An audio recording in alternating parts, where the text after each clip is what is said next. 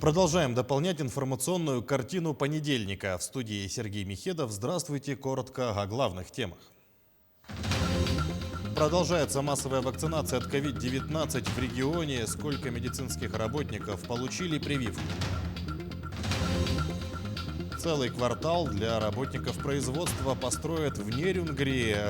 Детали проекта обсудили с вице-премьером Якутии. Якутская Покахонтас сможет отправиться на Луну в ближайшие годы. Уникальный проект по объединению и сохранению культуры северных народов запущен в регионе.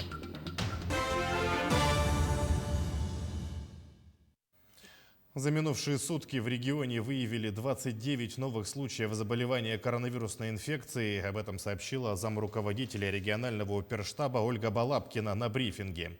На столицу республики приходится 15 случаев, сказала она. Также по 2 случая зарегистрировали в Алданском, Мегино-Кангаласском, Мирнинском и Нерюнгринском районах. По одному человеку заболели еще в 6 районах Якутии. За сутки лаборатории республики провели 672 исследования на коронавирус. Всего в регион поступило 110 812 доз вакцин против COVID-19. Получили первую вакцину 77 072 человека, в том числе за сутки 2226. Вторую вакцинацию прошли 53 541 человек. Использовано 70% от поступившего в республику препарата. В Якутии продолжается массовая вакцинация от COVID-19. В числе первых прививку получают медработники. Так, в Якутской республиканской клинической больнице привиты 70% медицинских работников. Это порядка 800 человек. Ульяна Шагина проследила за ходом прививочной кампании. Варвара Васильева сегодня получила первый компонент вакцины «Спутник Ви». Во время введения препарата, да и после него, никаких побочных действий не было. Теперь нужно прождать 21 день, чтобы получить второй компонент. Все люди говорят, что первый раз сразу больно становится, но нет.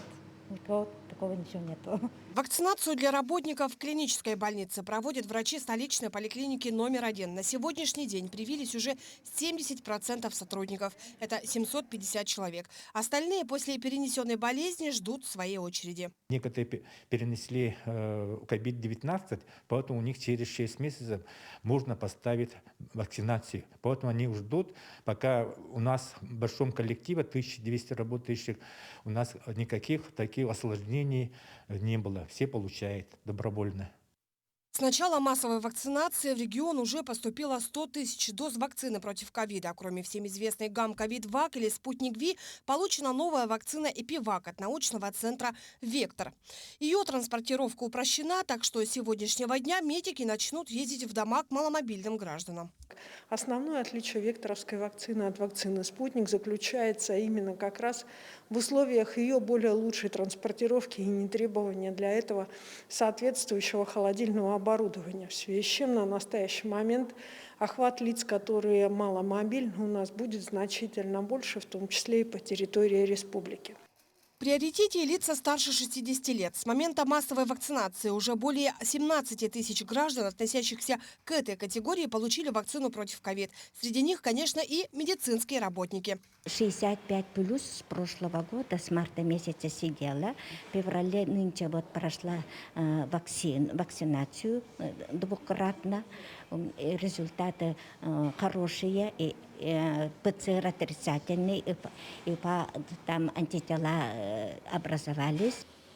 Уже переболевшим ковид вакцинироваться можно только через полгода, так как у них уже имеются антитела. Есть и противопоказания, среди которых тяжелые аллергические реакции, возраст до 18 лет, а также беременность и период грудного вскармливания. Врачи отмечают, что после вакцинации могут появиться и побочные реакции. Бояться их не стоит, так как это ожидаемая ответная реакция организма на введенный компонент. Может появиться побочные явления. Реакции – это общие реакции организма и местные реакции. Общие – это признаки ОРВИ, и местные – это гиперемия, отечность, болезненность на месте инъекции. Это на первую неделю. Напомним, что массовая вакцинация проводится на добровольных началах. Тем не менее, врачи призывают граждан не отказываться от прививок, тем самым обезопасить себя и своих близких от коварной болезни. Ульяна Шагина, Екатерина Амосова, Георгий Григорьев, Якутск. В Якутске в этом году введут в эксплуатацию рекордные 48 километров дорог. Об этом в эфире программы «Якутия. 20 лет в 21 веке» на телеканале НВК «Саха» рассказал генеральный директор компании «Сахатранснефтегаз» Алексей Колодезников.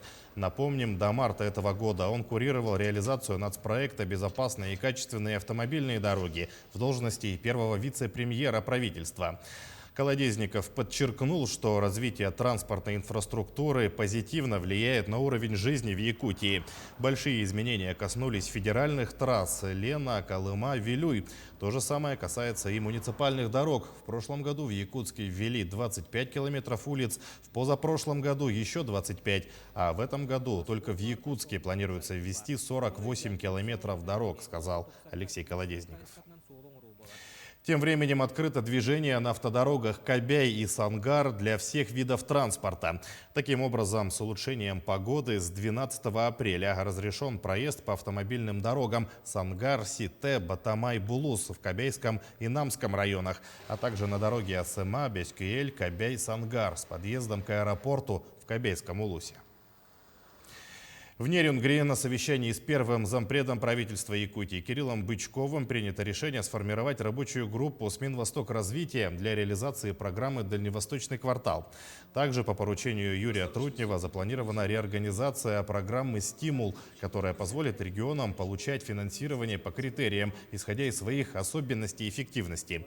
Что касается реализации проекта комплексной застройки нового объекта, вице-премьер отметил, что это пилотный проект такого масштаба, когда рассматривается строительство целого квартала в городе Нерюнгри для работников расширяющегося производства. Строительство уже начато, идет разработка котлованов, получено разрешение на строительство новых домов. Создавая рабочие места, промышленное производство, продукцию, мы не можем не подумать о тех жителях, о тех работниках, которые будут трудиться. Они должны иметь качественные рабочие места и, конечно, хорошие, классные, уверенные условия для проживания и высокий уровень жизни. Поэтому здесь мы без федеральной поддержки никаких таких быстрых, правильных, самое главное, качественных решений не получим. Услуги Якутскэнерго в личном кабинете стали доступны и для юридических лиц. Теперь зарегистрированные юрлица могут в режиме онлайн совершить все необходимые операции. Новый сервис поможет клиентам быстро связаться со специалистами для решения вопросов договорной работы и расчетов. Физическое лицо может подать заявку на технологическое присоединение, обратившись к сотруднику энергосбыта. Достаточно назвать номер мобильного телефона, указанный при регистрации. Также потребители могут самостоятельно пройти регистрацию на сайте ПАО «Якутскэнерго». Весенний призыв в армию стартовал в столице региона. Сотни молодых людей проходят медицинскую комиссию. Ожирение и близорукость – это основные недуги нынешних призывников. Главными причинами таких диагнозов в военкомате называют вредные привычки и увлеченность гаджетами. Однако отмечают, что с каждым призывом молодых людей, желающих пойти в армию, становится все больше. По плану должно быть призвано 700 военнослужащих из столицы региона. Напомним, призывная кампания стартовала в начале апреля и продлится до 15 июля. У кого хорошие категории, скажем, категория А и Б, это то есть они годны к военной службе категории А, и категория Б это годны с незначительным ограничением. Но, к сожалению, есть такие ребята, которые есть определенные заболевания.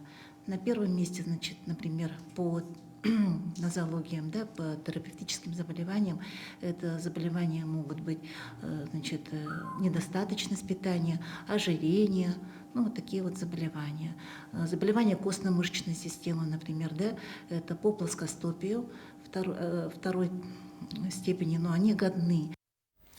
Маргарита Попова представила Якутии новую Покахонтас Арктики Кындыка. Ее история не вымысел, а реальность. Более того, она ничуть не уступает мировым этническим персонажам. Под именем Кындыкан берет свое начало новый проект по объединению и сохранению культуры северных народов. Такое необычное название организатор проекта Маргарита объясняет тем, что Кындыкан – имя ее прабабушки, которую нашли охотники вблизи Верхоянских гор в стойбище, полностью вымершем от оспы. Сама Маргарита Попова искренне верит в свою идею и уверена, что эта история обретет известность в ближайшем будущем. Так, например, она объявила, что участвует в проекте Dear Moon, команда которого в 2023 году отправится на Луну. На сегодня Кындыкан со скоростью света, с космической скоростью стала действительно уже народным движением. В команду с каждой практически минутой вовлекаются все больше творческих людей, которые своими проектами несут сохранение и популяризацию культуры народов Севера. Это имя новой героини, которую скоро узнает весь мир. У Америки есть Покахонтас, у Китая есть Мулан, а у России Кындыкан, рожденная в Якутии. Мы продолжаем следить за развитием событий. Оставайтесь на нашем телеканале.